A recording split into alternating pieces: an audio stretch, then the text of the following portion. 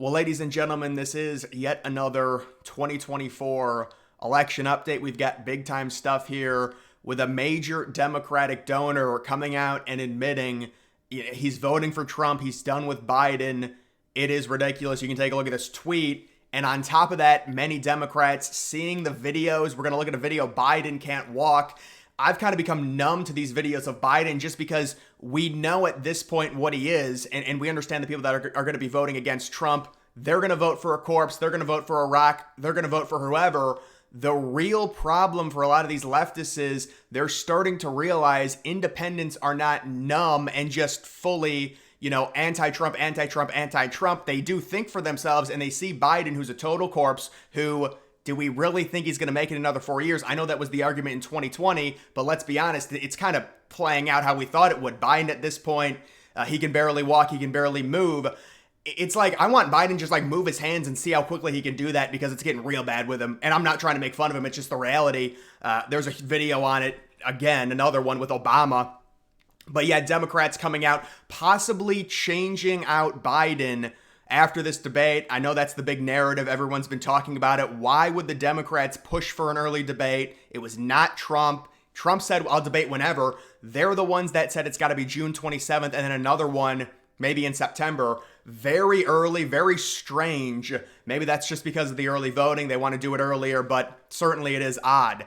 This was a quote: if the United States economy were an athlete right now, it would be peak LeBron James. If it were a pop star, it would be peak Taylor Swift.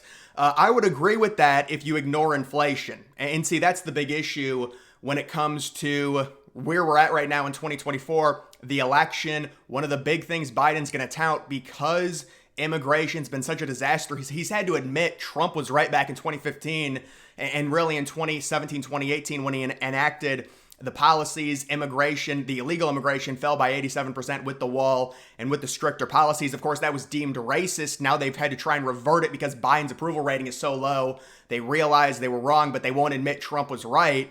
And now we've got this quote, I'm not even sure who this was, coming out and saying, the economy is amazing right now. It's just no young person can buy a house. You do have the gas prices going back up. And on top of that, if you adjust the economy for inflation, Trump's economy was better than Biden's. Look it up. Biden's economy is like a 1% growth if you adjust it for inflation. And then they say, well, it's a 3% inflation. That's not how it works.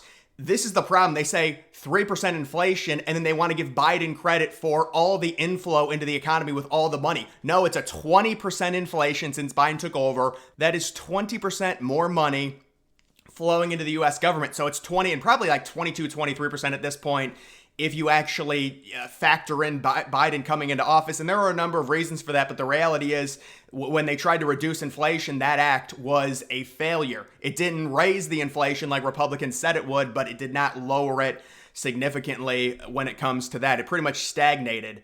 What is this? We've got NBC reports Biden mass amnesty scheme to be officially announced this week.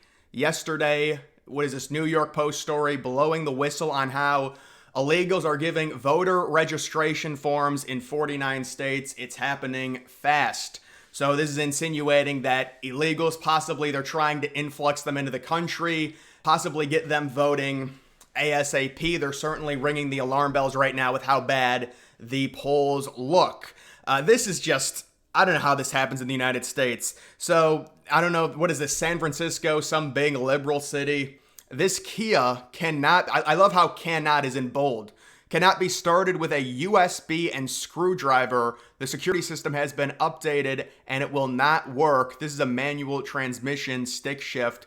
So they're basically warning, they're expecting the car to be broken into and someone to try and steal the car and possibly sell it off or sell the parts. And so they're saying, we already know you're going to try it. We know the city's in horrible shape. And there's been multiple instances in these liberal cities like San Francisco where they'll put some type of sign up and be like, there's nothing in the car. Please do not break in. This is happening in the United States. They can change it. It can be rectified. They won't do it, though, because it's racist, according to them. Here it is. Obama helps guide a confused Biden off stage during an LA fundraiser, and Biden raised $28 million. And let's just take a look at Biden with Obama. Seems like Biden's in a daze here, really not sure what to do. Obama thinks he's going to follow him, and then Obama has to say, you got to come this way. And it looks like Biden can barely walk. I want to see Biden, see if he can jog and see him run. The craziest thing with Biden is you'll get people try and argue that Biden's in this great shape because he's skinny and Trump is fat.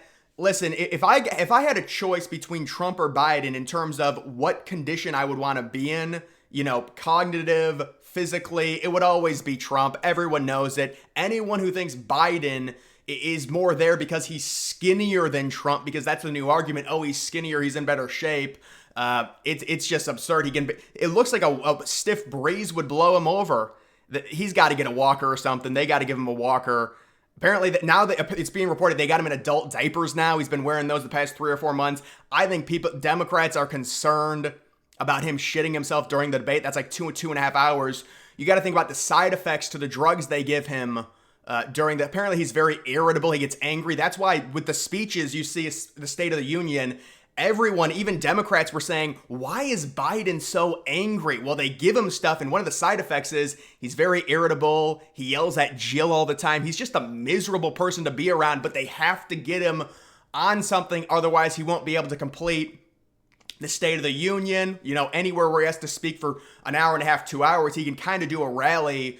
But even the rallies they're not doing. That's why they want Trump on the house arrest.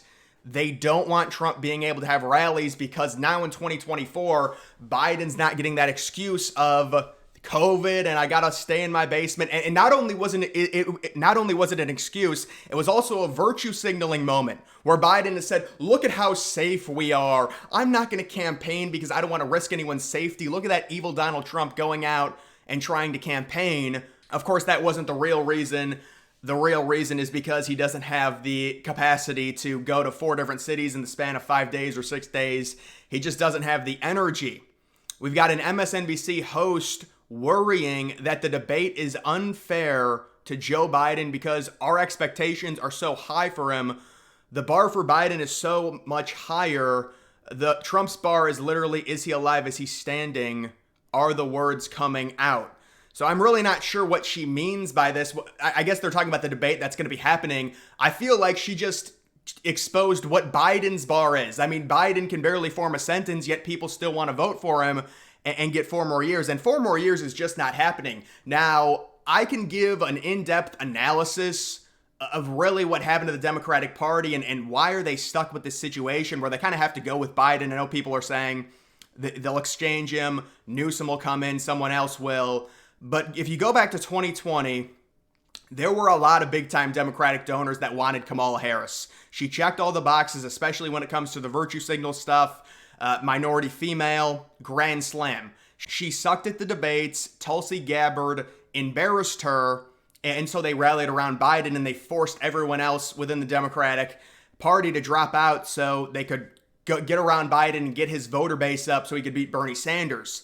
And they made Kamala the VP, and they were probably thinking, all right, we know Biden's really all... The Democrats are not this stupid. They had to have known Biden, who, when he came in, it's not like he, decreased significantly in terms of his health and his cognitive ability. This is pretty much the same guy that came in. Maybe it's slightly worse with, him being the president, the stress adding to it. But they're not dumb. I think they probably thought Kamala Harris being the VP would be a lot more liked than she is now, and they could exchange Biden for Kamala if it needed to happen, which you could argue right now, it's a code red and it needs to happen.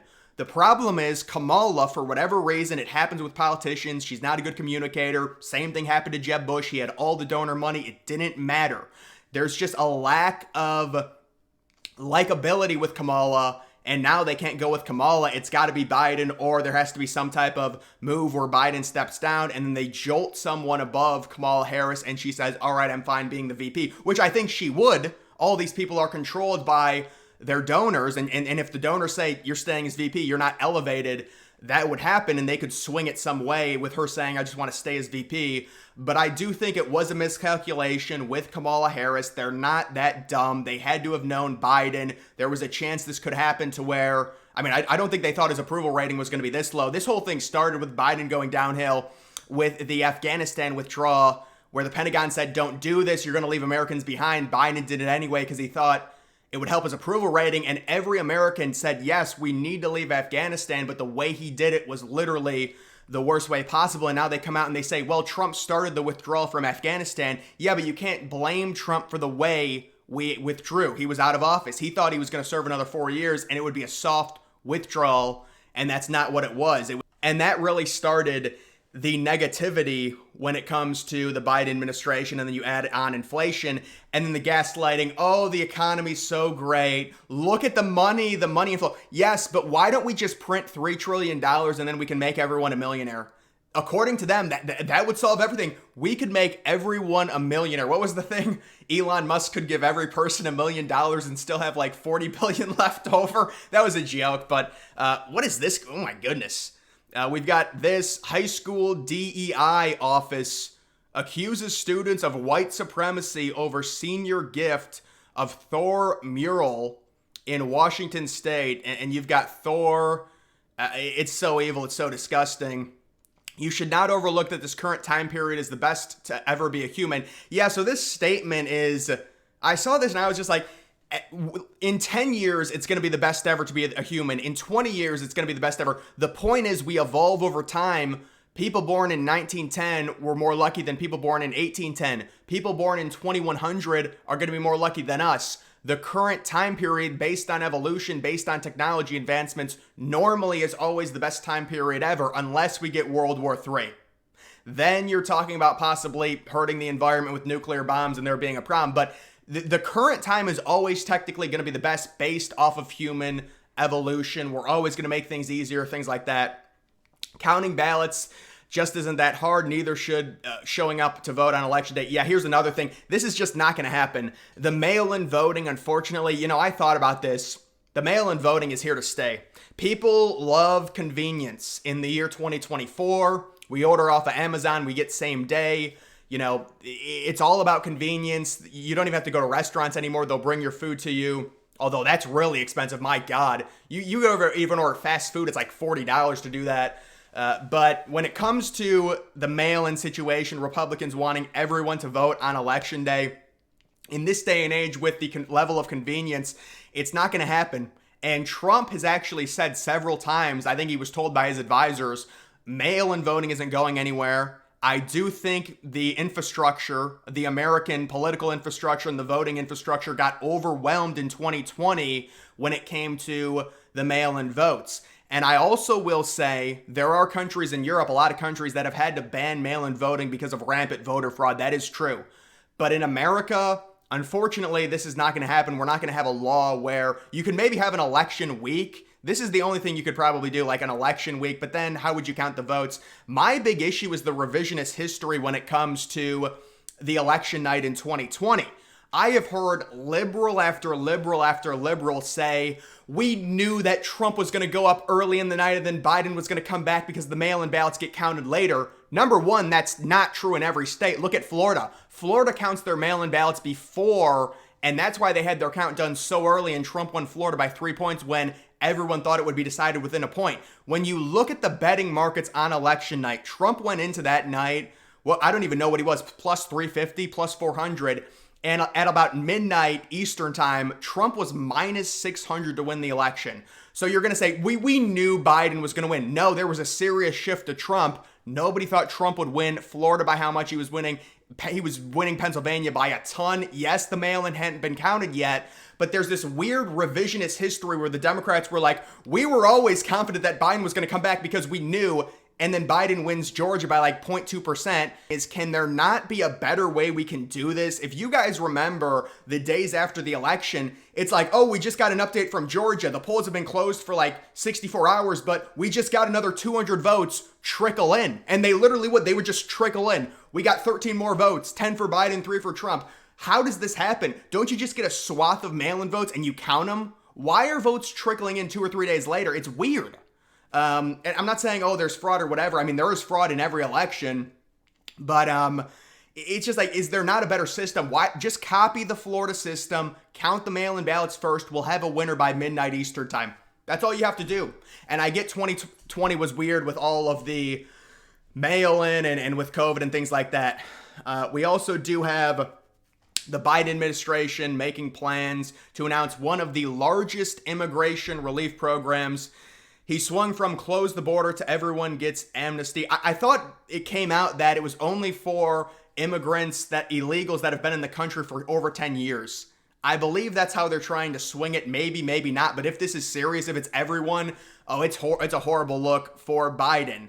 Nancy Pelosi, the January 6th stuff. Yeah, Pelosi came out and admitted in a video, it was caught, and the RNC had to release it, where she's like, she was talking about Capitol Police and how she should have done more. And that was the real investigation that needed to have been happening on when it came to the January 6th committee. There were actually text messages that have come out when it comes to some of the people, the Oath Keepers setting up January 6th. They were pissed off about Trump's rhetoric when it came to his speech, when he talked about being peaceful. He talked about marching to the Capitol, but being peaceful, and that he was going to go with them, and they were angry. Trump's actually been vindicated, and now it falls on people like Nancy Pelosi and also the corrupt January 6th committee for not investigating the lack of policing when it comes to like 100, 1,000, whatever it was, angry Trump supporters, and half of them are informants trying to get into the Capitol, and then they break in.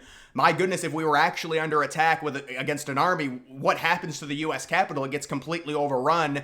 You've got Trump tweeting out at 2 o'clock in the afternoon, go home. He puts out a video. So, when it comes to January 6th, there are some big issues. They investigated Trump, and there's the trial. That's not going to happen before the election, of course. Same thing with the Georgia trial. Same thing with the other trial involving the documents. Tulsi Gabbard comes out. This was a really good quote. I really wanted her to be the VP just because I think Trump would win pretty much guaranteed. But Trump, it does look like, based on the recent stuff, it's going to be Doug Burgum. He wants a yes man. He wants someone he can theoretically run over. Let's just be honest. That's what Trump wants. And that's who he's going to end up choosing, I'm guessing, at least based on the current stuff. We've got Robert De Niro as a national treasure because he makes it so clear that Trump derangement syndrome is both real and can rot your brain. De Niro saying that Trump is a dictator who is going to round up Hollywood liberals. Well, someone said that about Trump a few weeks ago. It wasn't De Niro. Maybe it was De Niro and they were playing it. If he wins the election, you won't be on the show anymore. He will come looking for me. So Robert De Niro insinuating. This reminds me of 2016 when the liberal celebrities were so angry they came out and said, and this is when Hillary was up in every poll, these people are total front runners. I'm going to move to Canada if Trump wins, because they all thought, based on all the polling metrics, Hillary was guaranteed to win. Trump ends up winning. They don't do anything. Trump, I mean, what are these people talking about? He's going to round them up and put them in. I think somebody did say he was going to put them in camps or something. It's just the mass hysteria. No independent person is buying it. Trump was already in office in 2016. He peacefully left in 2020. Biden was inaugurated on January 20th. There was no delay. Trump left the White House peacefully. When it comes to the Mike Pence thing, even if he got Mike Pence to rip up the electoral votes, it would have went to the Supreme Court, and Trump still would have had to have left. It's not like Trump can just remain in the White House. There are safeguards to prevent that. This was just so evil. California Senate approves ban on schools notifying parents of their child's pronoun change. So why would this... It's just like... And the whole thought is, oh, they're boomer parents. They're not going to approve of a third grader changing gender. Yeah, no shit. Who like a second or a third grader, an elementary school kid, that's horrible, and they won't tell the parents because the parents are transphobic. They don't know what kids are going through. Well, no, you have a right to know if you're a parent, especially a young kid like that. If they're 18 or 19, I guess they can do whatever they want, even if the parents don't agree with it. But that's just ridiculous, and that's terrible. And you look at that headline, it's just so evil. Why would you approve of something? It's such a huge change for a kid.